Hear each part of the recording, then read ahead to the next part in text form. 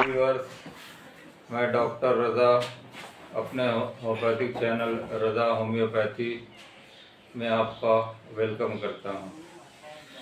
दोस्तों, आज मैं एक केस के ज़रिए से दवा को समझने की कोशिश करेंगे। ये एक 4 साल के बच्चे का केस है। उसके माँ बाप उसको कान बहने की शिकायत की प्रॉब्लम लेकर गए थे। तो मैंने पूछा कि ये बच्चे को प्रॉब्लम कब से है। तो उन्होंने बताया कि बच्चे की पैदाइश के 2 साल के बाद ही इसको नज़ला ज़ुकाम बार बार होता था और साथ में कान भी बहता था। इसके लिए मैंने पूछा कि आपने क्या किया। तो उन्होंने बताया कि मैंने इसके लिए तमाम अच्छे डॉक्टरों को, स्पेशलिस्ट को भी दिखलाया, ENT स्पेशलिस्ट को भी दिखलाया। दवा जब तक चलती थी तो सही रहता था, लेकिन दवा छोड़ देते थे फिर वही नज़ला ज़ुकाम और कान बहना, ये शिकायत बार बार हो रही थी। तो ये सिलसिला करीब 4 साल तक चलता रहा। तो बच्चे के पेरेंट्स बहुत परेशान थे कि यह प्रॉब्लम आखिर क्यों नहीं ख़त्म हो रही है। तो उनको किसी ने राय दिया कि आप डॉक्टर रज़ा के पास चले जाएं और होम्योपैथिक दवा ले लें तो प्रॉब्लम हमेशा के लिए ख़त्म हो जाएगी।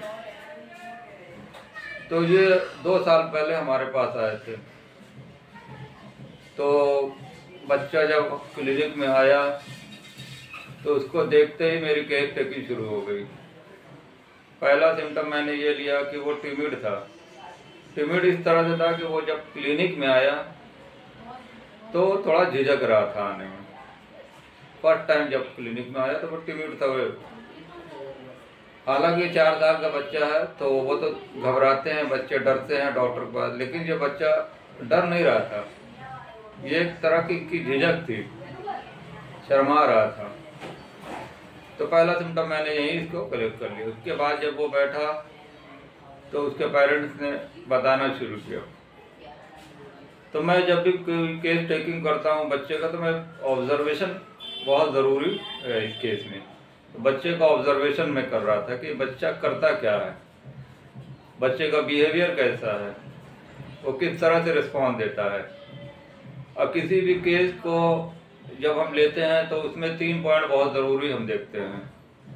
पहले हाउ, पेशेंट का हाउ, किस तरह से वो बिहेव कर रहा है, व्हाट, वो क्या बता रहा है, एंड वाई, और वो क्यों, इसके पीछे क्या वजह। ये 3 कंडीशन को समझने के बाद हमारी केयर टेकिंग कंप्लीट हो जाती है। तो जब बच्चा क्लिनिक में आया तो पहला सिम्टम टिमिड लिया मैंने। उसके बाद जब वो बैठा तो मैंने पूछा कि बताओ तुम्हारा नाम क्या है। तो उसने फ़ौरन अपना नाम बताया। उम्र को पूछा तो उम्र भी बताया। फिर मैंने पूछा क्या करते हो, बोला मैं पढ़ाई करता हूँ। अच्छा, तुम्हें ये प्रॉब्लम कब से है। तो बोला 4 साल से है। अच्छा, तो किस तरह का कान बहता है। तो बताया कान बहुत गाढ़ा गाढ़ा बहता है, कभी कभी इसमें खुजली होती है, दर्द भी होता है। तो ये मुझे सरप्राइज ये हुआ कि माँ बाप से ज़्यादा तो बच्चा ही बता रहा है। तो ये दूसरा सिम्टम मैंने लिया प्रीकॉशियस। प्रिकॉशियस मतलब जो समझदार बच्चा होता है, बहुत अच्छा रिस्पॉन्स देता है, डॉक्टर के साथ कोऑपरेट करता है और छोटी छोटी बातें भी बहुत अच्छे से बताता है। तो तीसरा सिम्टम लिया ट्रिफल। मिनिमम प्रॉब्लम्स को भी वो अच्छे से बढ़ा चढ़ा के बताता है। और प्रिकॉशियस लिया। प्रिकॉशियस का मतलब ये होता है कि बहुत ही इंटेलिजेंट होता है बच्चा, समय से पहले समझदार होता है। अगर ये 4 साल का बच्चा है तो ये एकदम 8 साल 10 साल के बच्चों की तरह बातें कर रहा है। तो इस तरह के पेशेंट को लोग भी कहते हैं कि ये तो भैया बूढ़ा बाबा है, या बच्ची है तो दादी अम्मा की तरह बोलती है। मतलब हर तरह से हर बातें करना, बड़ी बड़ी बातें करना। उसके बाद मैंने उससे पूछा कि आपको बताइए प्रॉब्लम है, आप कुछ खाते पीते हो, ठंडा वंडा खाते होगे इसलिए तुम्हें हुआ है। नहीं डॉक्टर साहब, मैं ठंडा नहीं खाता, मैंने ठंडा बंद कर दिया है। मैंने कहा क्यों बंद कर दिया। तो उसने बताया कि ठंडा खाने से मुझे नज़ला होता है, कान बहता है, मुझे डॉक्टर ने मना किया था। तो यहाँ पर मैंने एक सिम्टम और एक रूब्रिक आया, ऑब्जेक्टिव रीजनेबल। ऑब्जेक्टिव रीजनेबल में मतलब ये हुआ कि किसी बात को किसी दलील के साथ पेश करना। तो उसने ये बताया कि मैं इसके प्रॉब्लम की वजह से मैं नहीं खा पाता हूँ, आइसक्रीम नहीं खा पाता, कोल्ड ड्रिंक नहीं पी पाता। मतलब ये बातें आपकी उम्र के हिसाब से आप देखें तो 4 साल के बच्चे के हिसाब से बहुत बड़ी बड़ी बातें कर रहा है। और ये का एक और सिम्टम मैंने लिया, इंटेलिजेंट, जो समय से पहले बहुत समझदार है, तेज है। तो उनके पेरेंट ने भी बताया कि हाँ ये बच्चा बहुत तेज है, पढ़ने में भी बहुत अच्छा है, दिल लगा कर पढ़ता है, कोई भी काम करता है दिल लगा कर करता है। अगर मोबाइल खेलता है तो मोबाइल में भी डूब जाता है, बहुत अच्छा खेलता है, पढ़ाई भी करता है, खेलता भी है। और माँ बाप कहते हैं कि तुम हर वक्त मोबाइल ना खेलो, तो कहता है कि मैं तो पढ़ाई कर चुका हूँ, मैंने पढ़ाई कर ली, अब मैं मोबाइल खेल रहा हूँ तो आपको क्या परेशानी, मैंने होमवर्क भी कर लिया। तो ये ऑब्जेक्टिव रीजनेबल भी इसका बहुत बड़ा रूब्रिक है। उसके बाद उसके माँ बाप ने बताया कि इसको गर्मी में भी प्रॉब्लम हो जाती है। इस साल गर्मी में इसको फोड़े निकलने लगे हैं, तो इसलिए इसको आम जब खिलाते हैं तो उसकी प्रॉब्लम होती है, गर्म चीज़ें भी इसको नुकसान करती हैं। तो मैंने देखा कि इसको ठंडी चीज़ों से भी प्रॉब्लम हो रही है और गर्म चीज़ों से। तो एक और रूब्रिक मैंने लिया, over sensitive to heat and cold. इस सिम्टम पर मैंने सारे सिम्टम को मिलाने के बाद जब देखा कि साइलिशिया दवा आ रही है, साइलिशिया सारे रूब्रिक को कवर कर रही है, तो मैंने जो है इनको साइलिशिया दी। शुरू में मैंने 6 पावर दी, 1 हफ्ते बाद बुलाया तो थोड़ा कम हुआ, फिर दवा दी 1 हफ्ते के बाद तो थोड़ा और कम हुआ, लेकिन अभी पूरा बंद नहीं हुआ था। फिर कुछ दिनों में पेरेंट्स ने बताया कि इनके पेशेंट को फ़ायदा तो हो रहा है लेकिन पूरा नहीं हो रहा है, धीरे धीरे रुक जा रहा है, जैसे लगता है कुछ दिन फ़ायदा होने का रुका। तो मैंने फिर इसकी पावर बढ़ाई, 30 पावर कर दी, साइलिशिया 30 और साथ में रूटीन रेमेडी दी। फिर उसका फॉलोअप 15 दिन के बाद लिया तो 50% करीब उसके कान बहना बंद हो गया, नज़ला जुकाम भी बंद हो गया। फिर मैंने उसको 15 दिन के और SL पे रखा। फिर 1 महीने बाद, करीब 2 महीने के बाद पेशेंट ने बताया कि काफ़ी कम हो गया, 80-90% कम हो गया है। तो फिर मैंने इसको जो 200 की खुराक दी, साइलिशिया 200। उसके देने के बाद पेशेंट का कंप्लीट क्योर हो गया, कान बहना कंप्लीट बंद हो गया, नज़ला जुकाम बंद हो गया, और जो गर्मी में फोड़े हो रहे थे वो भी निकलना बंद हो गया। बच्चे की भूख प्यास भी ठीक थी, बच्चे का बिहेवियर भी अच्छा था, बच्चे को जो गुस्सा आता था, इरिटेबिलिटी थी, वो भी थोड़ा कम हुई। फिर वो अपने काम में भी, पढ़ने में भी अच्छा होने लगा।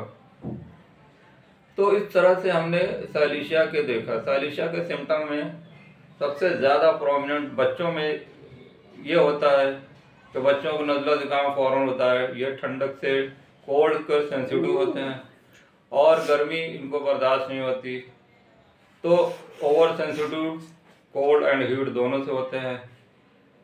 उसके बाद बच्चों को साइलिशिया कान बहने में भी बहुत अच्छा काम करती है। तो साइलिशिया का एक बहुत बड़ा सिम्टम है सफोरेशन। अगर कोई पुराना कान का बहना, जख्म का बहना या फोड़े का बहना अगर वो सूख नहीं रहा है तो उस सिम्टम पर भी हम साइलिशिया दे सकते हैं। साइलिशिया एक सर्जन नाइफ का भी काम करती है। यहाँ सर्जन नाइफ का मतलब ये हुआ कि जिस फोड़े को, जहाँ से जख्म से मवाद आ रहा है, उसको अगर सर्जन उसको साफ करता है सर्जरी के ज़रिए से, तो वो सर्जन नाइफ ही कहते हैं। तो ये साइलिशिया भी सर्जन नाइफ की तरह काम करती है। किसी भी जख्म में, फोड़ा में या मवाद हो या बह रहा है, वो उसको मवाद को बाहर निकाल देती है और उसके बाद उसको सुखा देती है।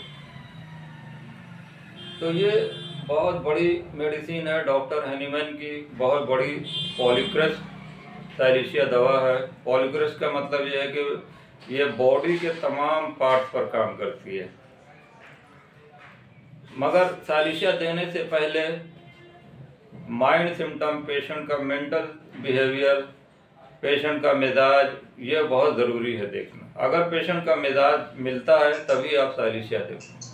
फिजिकल सिम्टम भी बहुत इसके प्रोमिनेंट होते हैं। अगर बहुत ज़्यादा फिजिकल सिम्टम कोई प्रोमिनेंट हो रहा है तो आप साइलिशिया दे सकते हैं, लेकिन सबसे ज़्यादा मेंटल सिम्टम पेशेंट के मिजाज आप देखिए।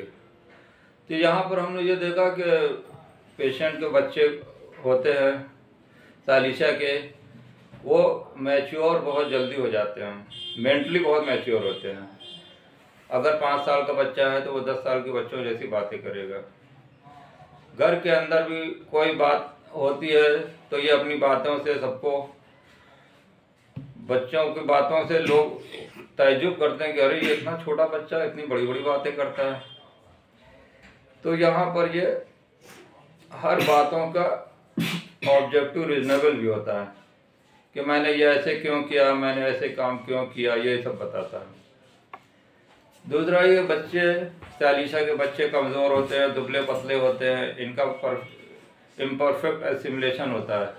खाने पीने की कमी तो नहीं होती पेशेंट में, लेकिन जो खाना है वो बच्चों को प्रॉपर तरीके से अब्जॉर्ब नहीं होता है, जो उनको खाना जिसमें लगता नहीं है। खाने की क्वालिटी भी अच्छी है, खाने में हर चीज़ दी जा रही है, मगर बच्चा फिर भी दुबला रहता है। तो ये इम्परफेक्ट एसिमिलेशन को भी सही करती है। जो बच्चों को बार बार फोड़े होते हैं उनके लिए भी बहुत अच्छी दवा है। कान बहना, नज़ला ज़ुकाम बार बार होना, जिन बच्चों का पेट बड़ा होता है और बॉडी हाथ पैर दुबले होते हैं, उसमें भी आप दे सकते हैं। तो इस तरह से कई सिम्टम पे दी जाती है। तो इस तरह से मैंने आपको सालिशा का एक इंट्रोडक्शन दिया। सालिशा बहुत बड़ी दवा है, बहुत सारे सिम्टम हैं, लेकिन जो मेन सिम्टम है वो मैंने आपको बता दिए।